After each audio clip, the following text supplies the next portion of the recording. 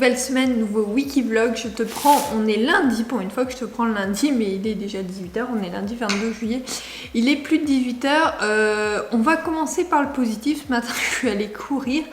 Et voilà, ça a été, j'ai plutôt bien avancé dans tout ce que je voulais faire, et notamment mettre des meubles en vente sur Le Bon Coin et tout ça, parce que il fallait que je le fasse depuis des mois et je ne l'ai pas fait, donc j'ai réglé ces soucis administratifs qui me pèsent et que je ne fais jamais. Voilà, on va pas se mentir, il faut que je m'y mette plus souvent. Ensuite, ma lecture en cours, il s'agit de The Soulmate Equation de Christina Lauren. Je vais te lire le résumé. Je l'ai commencé hier.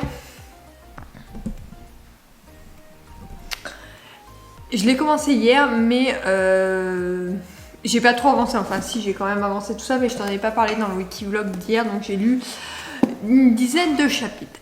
Jess Davis, mère célibataire surdouée en mathématiques, hésite à se lancer sur le marché de la séduction. La vie ne l'a pas épargnée. Enfant unique de parents absents, elle élève seule sa fille de 7 ans avec l'aide de ses grands-parents affectueux et travaille sans relâche pour joindre les deux bouts. Mais souvent, la solitude lui pèse.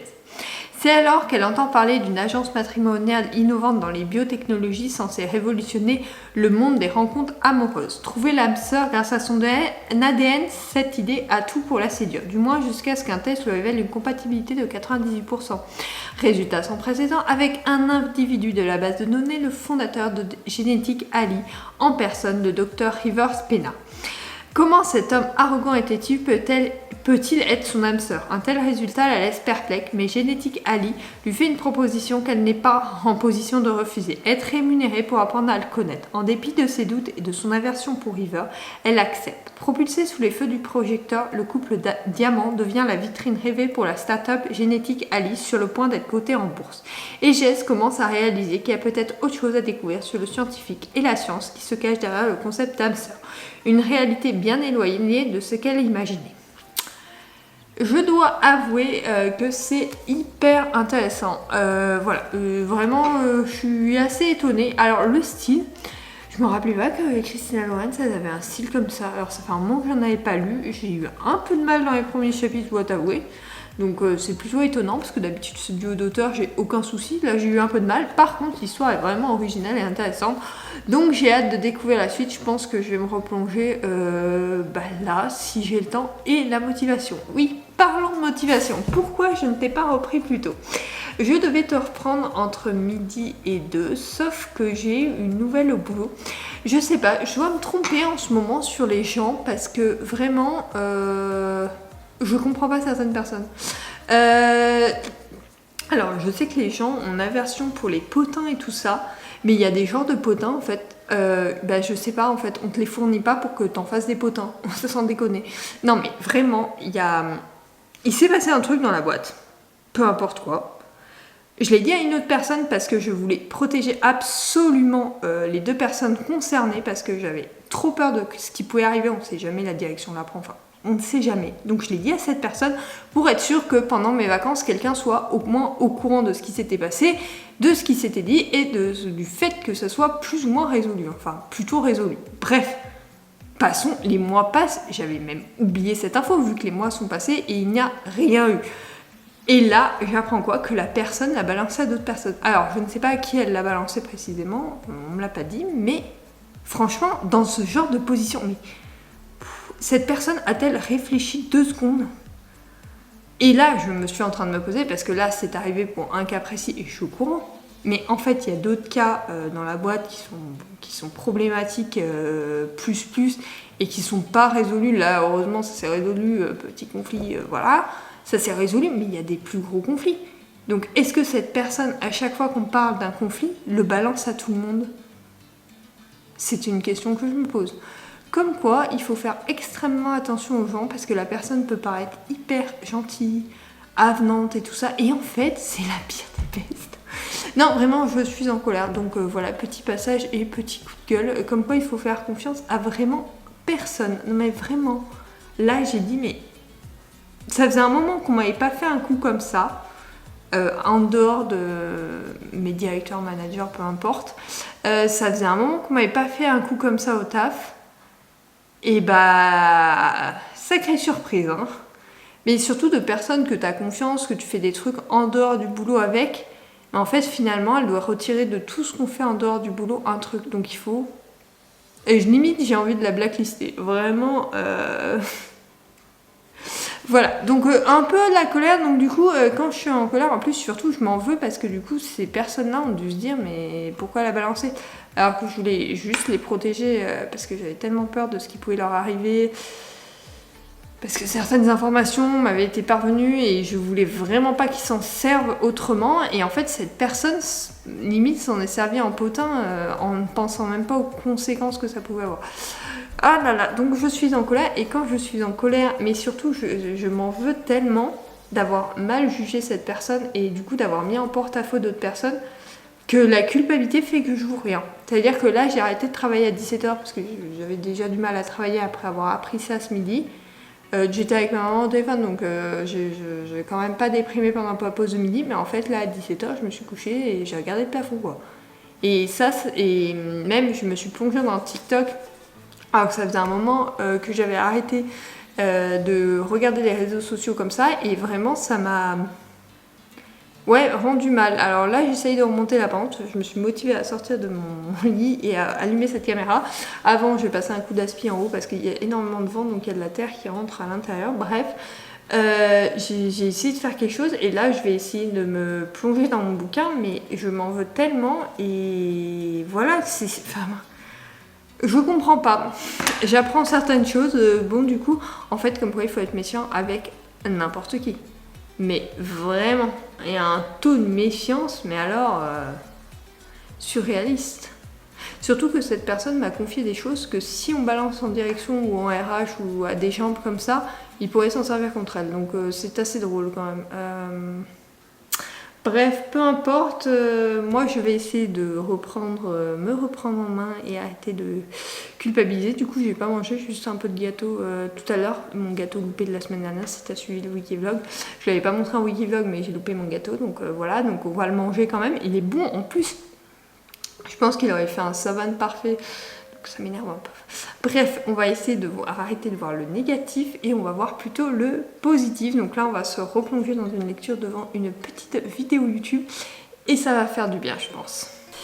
Donc j'ai fini ma lecture de The Soulmate Equation de Christina Lorenz que je te présentais juste avant. J'ai beaucoup aimé, même si la fin est un peu rapide. On suit un schéma classique de romance, vraiment classique. C'est vraiment le style, comme je te disais au début, qui m'a perturbée. Alors je sais pas, il y a d'autres tomes, enfin d'autres tomes on va dire. J'en ai un dans ma pile à lire, donc on verra par la suite. Mais ouais, c'est assez perturbant parce que c'est un point de vue omission et du coup c'est pas terrible. C'est moins... Enfin, pour rentrer dedans, c'est moins facile. Je me suis attachée à Jess, mais par exemple, River, je m'y suis pas du tout attachée. Donc voilà. Ma chronique est en barre d'infos, je viens de l'écrire, donc elle sera bien publiée mercredi. Et maintenant, je commence un de ma pile à lire de cet été. Il s'agit de La lettre d'amour interdite de Lucinda Riley. Je te lis le résumé. 1995, Londres. Joanne Aslan, brillante journaliste londonienne à qui rien ne semble sourire dernièrement, est envoyée couvrir les funérailles de Sir James Harrison, monstre sacré du cinéma britannique qui vient de s'éteindre à l'âge vénérable de 95 ans. Un reportage mondain qui a peu de chances de lancer sa carrière. Et pourtant, sous le luxe et le glamour qui entourent la dynastie Harrison, Joanna ne tarde pas à découvrir un secret. Déterminée à lever le voile sur plus de 70 ans de mensonges et de mystères, la jeune femme comprend qu'elle est devenue la cible de personnes hautes placées, prêtes à tout pour empêcher la vérité d'éclater. Marcus Harrison, le charismatique et très troublant petit-fils du grand acteur, sera-t-il un allié ou un ennemi dans cette quête de vérité ? Bon, à découvrir, en tout cas, c'est du même genre que les autres romans de l'auteur, donc j'ai hâte de me plonger dedans. Il fait quand même plus de 600 pages, donc à voir s'il me tente bien, mais dans les derniers j'avais beaucoup aimé, donc on va voir. J'aime bien le mystère, les mensonges révélés, ça c'est toujours génial, surtout les Lucinda Riley sont vraiment top, et la tranche est toute rose cette fois, ils ont fait dans l'originalité. Ce matin, je me suis attaquée à un gros chantier qui est celle de la chambre d'amis, tout simplement parce que j'ai viré le bureau. J'ai mis l'arbre d'achat mais c'est temporaire. J'ai enlevé une des 2 tables de nuit parce que je suis en train de tout vendre. J'ai laissé la deuxième parce qu'elle est pleine encore et qu'on n'a pas récupéré le meuble qui va remplacer. Donc on va prendre un meuble tout là. Et ça fait que ça agrandit vachement la pièce. Je te montre ça. Ça agrandit la pièce. Alors l'objectif sera de fermer les placards, mais on va faire ça petit à petit. Dans un premier temps, on va s'occuper de ça et là ça agrandit vachement. Ça pour l'instant ça reste là, le temps que l'on n'a pas supprimé le bureau. Donc le bureau je l'ai passé dans cette pièce-ci. Ce meuble-là normalement part vendredi avec la table de nuit que j'ai là. Ce meuble est à vendre, donc j'attends encore qu'il parte. Une fois qu'il sera parti, je remettrai je pense l'arbre à chat ici. Pour le moment, parce qu'il est très bien là, le temps que cette pièce n'est pas aménagée. Et là du coup, c'est vraiment cette partie-là qu'il nous reste à faire et que j'aimerais faire avant fin août. Ça, les portes, j'ai donc l'objectif c'est de mettre 2 portes blanches là, 2 portes miroirs là et 2 autres portes blanches là et de faire un contour après, donc autour, en haut et tout ça. Mais je voudrais d'abord mettre les portes avant de faire ce contour, donc sûrement blanc. Et surtout qu'on a la bouche là, donc il faudrait faire un raccord sympa pour laisser la bouche libre, donc il faut qu'on réfléchisse avec monsieur pour ça, mais normalement ça devrait le faire et donc comme ça nous fermerait le placard et je pense que ça agrandirait encore plus la pièce. Et là après je réfléchirais peut-être à mettre un module de plus pour la bibliothèque, mais il faut que je calcule la taille que ça me prendra et de mettre un angle plus un module complet à côté, mais je pense pas qu'une comme ça rentrerait, donc ça serait 2 petites à voir, donc ça me cacherait les prises. Mais finalement on s'en sert pas trop dans cette chambre, donc je vois pas trop l'intérêt. Donc voilà, on va voir. Le meuble, ceci dit, je pourrais essayer parce qu'il est là, hein, celui que je veux mettre en angle là. Donc à voir, et peut-être que celui-là je le remplacerai par une grande. Du coup, c'est à réfléchir. Mais pour l'instant voilà, c'est les premières indications. J'ai décidé à me remettre à la déco et ça passe en priorité parce que c'est une pièce que j'ai envie de finir. En attendant, monsieur va s'attaquer à notre cage d'escalier, mais ça je te montrerai quand il aura entamé, je pense ce week-end ou peut-être dans le week-end prochain. On est vendredi et qui dit vendredi retour de course, donc j'ai racheté des yaourts, des steaks hachés parce que je pense que je suis en manque de fer en ce moment et pour le sport c'est bien. Donc j'en ai pris comme ça, on va voir si ça va mieux quand je cours, des lardons, de la crème, un petit brie et de l'emmental pour le frais. Et pour le reste, j'ai repris des conserves haricots beurre, petits pois et champignons de Paris et également thon. De la farine, de l'ail, tomates séchées parce que monsieur en a besoin, également des olives, de l'huile de tournesol, sauce soja sucrée et salée et des œufs. Voilà, petit retour de course, une 50aine d'euros.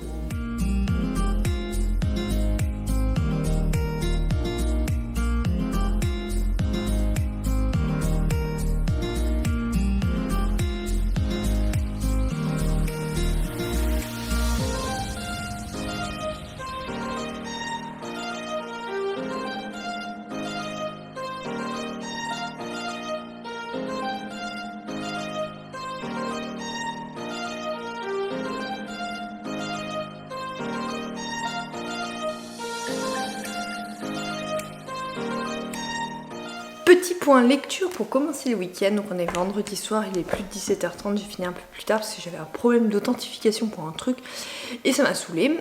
Je te remets droit. Du coup, petit point à la lecture. Donc j'ai fini La lettre d'amour de Lucinda Riley ce midi.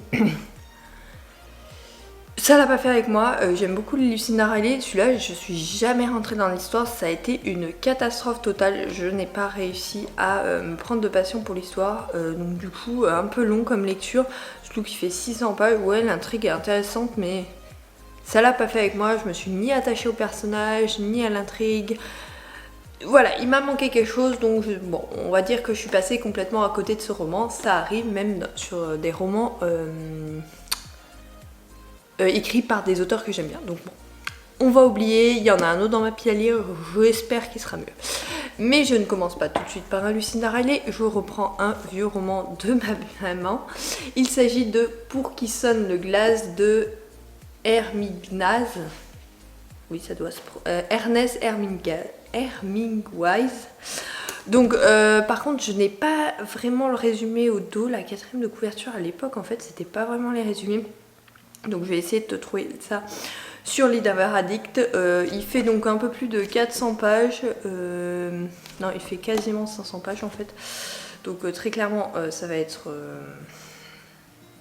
long à lire, ce qui n'empêche pas que j'apprécie et je choisis de le faire ce week-end parce que voilà, j'avais pas pu le lire dans la semaine, donc du coup je me suis dit bon bah tu t'y lances pour ce week-end même si j'aime mieux lire des livres un peu plus détente le week-end. L'histoire raconte la mission d'un jeune professeur américain, Robert Jordan, engagé dans les brigades internationales envoyées en Castille par le général Gaulle pour faire sauter un pont. Une offensive républicaine étant imminente, ce pont doit être détruit dès le déclenchement de l'attaque. Mais ni avant ni après pour couper la route aux troupes de renfort franquistes.